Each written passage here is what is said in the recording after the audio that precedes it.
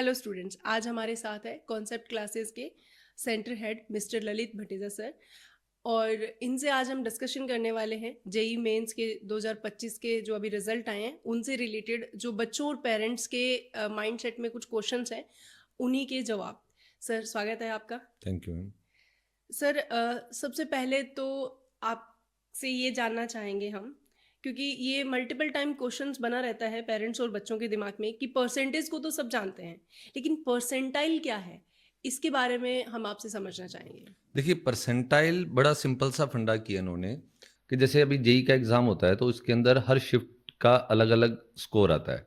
तो परसेंटाइल को आप बिल्कुल सिंपल वे में समझें कि आपको जेई आपको कुछ एक परसेंटाइल अलॉट करेगा। सपोज करो आपको 97 परसेंटाइल उन्होंने अलॉट करी, तो आप क्या कीजिए, 100 में से आपकी परसेंटाइल को आप माइनस कर लीजिए। जितनी भी आपकी परसेंटाइल है, इतने बच्चे टोटल स्टूडेंट्स में से इतने परसेंट बच्चे आपसे अबव रैंक में लाई कर रहे हैं।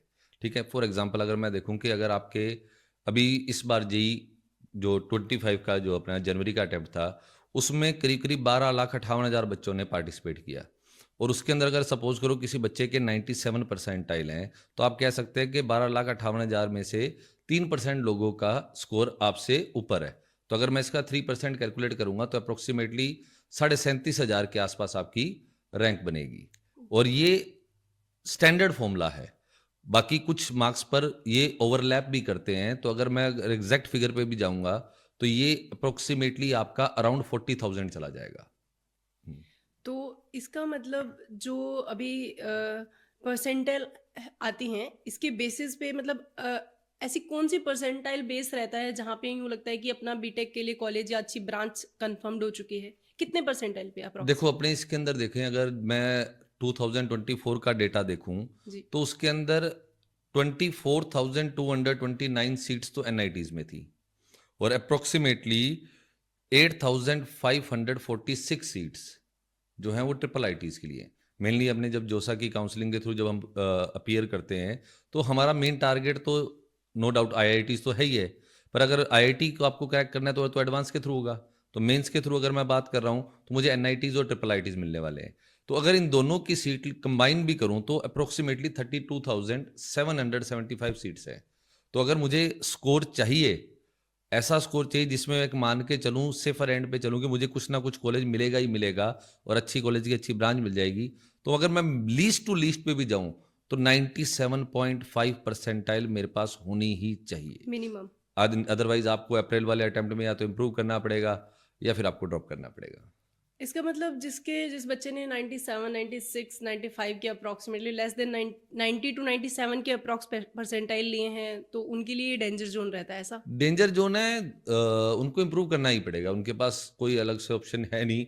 अभी वो सिर्फ इतना सा हो सकता है कि वो लोग अपने आप को इतना मान सकते हैं कि वो आईआईटी एडवांस के लिए अपीयर होने वाले हैं। और उसमें मैं आपको क्लियर करूं, लास्ट ईयर भी जनरल की जो कट ऑफ थी वो थी 93.23 परसेंटाइल, और आप देखें कि जनवरी 2024 में 10,60,000 के अराउंड बच्चा बैठा था, इस बार 2 लाख बच्चा एक्स्ट्रा बैठा है। तो आप मान के चलो कि वो 93 पॉइंट समथिंग परसेंटाइल वाला है, वो इस साल अप्रोक्सीमेटली 95 तक जा सकता है। तो 95 से नीचे वाला जो जनरल का बच्चा है, वो एक बार तो ये मान के ना चले कि वो आईआईटी एडवांस के लिए क्वालिफाई करने वाला है। ठीक है ना, ओ। अगर सेफर एंड में बाकी देखें, क्योंकि अभी अप्रैल वाला सेशन आने वाला है, उसमें कितने बच्चे अपीयर होते हैं, क्योंकि लास्ट ईयर 14,15,000 दोनों शिफ्ट का मिला के बच्चा अपीयर हुआ था, और फर्स्ट शिफ्ट से सेकंड शिफ्ट तक जाते जाते अप्रोक्सीमेटली 2.5 लाख बच्चा प्लस हुआ था। तो अगर इस साल भी अगर ऐसा होता है तो ये फिगर चला जाएगा 15 लाख पे, और 15 लाख के अंदर से अगर आप 3 परसेंटाइल कैलकुलेट करोगे तो आपकी रैंक मिनिमम टू मिनिमम 45,000 है, और आपकी सीट से 32,000। तो आप कैसे कह सकते हैं कि आप सेफर जोन में हो? ठीक है ना। ये बड़ा मिथ है, लोगों को लगता है कि आप अपीयर होने वाले हो। लास्ट ईयर का डेटा आप लगातार का आप देखें, हर साल वो कट ऑफ बढ़ ही रही है, घट तो रही नहीं है। तो आप पिछले वाले परसेंटाइल से अगर सेफर एंड पे चलना चाहते हैं तो 1 और 1.5 परसेंटाइल आप प्लस मान के ही चलो, फिर आप कह सकते हैं आप सेफर जोन पे हैं, अदरवाइज आप सेफर जोन पे नहीं है।